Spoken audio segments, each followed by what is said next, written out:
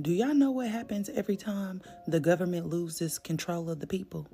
The first thing that they do is try to make us dependent on them. Why? Because they were hired to give us services.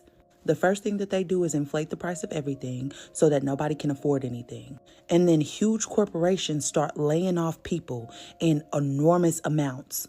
And now you do not have the means to survive. And so what are you going to do? They're probably going to offer some type of program to try to help people after they have caused the fucking problem. And all of this is happening right now, and I don't think anybody is paying attention. The reason why they're making these cop cities is because one day you are going to be paying attention. And they want to be prepared to militarize the police force against us. And they've already proven that they're not above it. Look at what's happening in Palestine. Look at what's happening in Congo. If you think for one fucking second that we are exempt from that, y'all are loony. And I hate to sound like a broken fucking record, but Black people have been saying this for a long time because people love to act like what's been happening to Black people happened 400 years ago. Baby, they dropped a bomb on Black people in the 80s in Philadelphia on a residential neighborhood because they thought that was the best course of action, killing children. Just like what's happening in Palestine and Congo. So if you think that for one second they're not going to do that shit to us, y'all are crazy because the system is fucking collapsing and has been collapsing since COVID.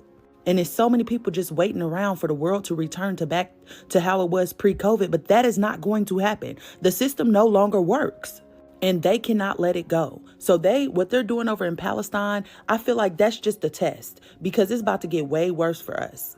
And right now they seeing what the fuck they can get away with. And basically we just on the internet talking about it. Sending donations doesn't help if the donations doesn't get to the people. Yes, getting on TikTok and talking about it does put pressure on people, but what else are we going to do, y'all?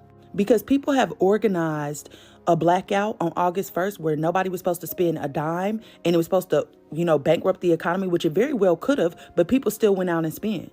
They said don't spend on Black Friday and Cyber Monday, and people wasn't even paying attention to the fact that companies extended their Cyber Monday and Black Friday to be the whole fucking month so that they could count it for that quarter. So even if you waited a couple days after Black Friday or Cyber Monday, you still spending according to their plan. And it wasn't a lot of reporting on it, but the people in New York shut down New York. They're not reporting on what's happening in other countries because they are protesting and they don't want us to get any bright ideas. But you know us, we keyboard warriors. So we're going to be behind this keyboard all day, but when are we going to get in the field? That's the real question. Voting does not work. They already proved that they rig elections. Paying our taxes does not work. They don't even know where the fucking money is. Hell, the people even losing 85,000 of our kids and we ain't still did nothing. When is enough gonna be enough? I'm truly asking. 小红书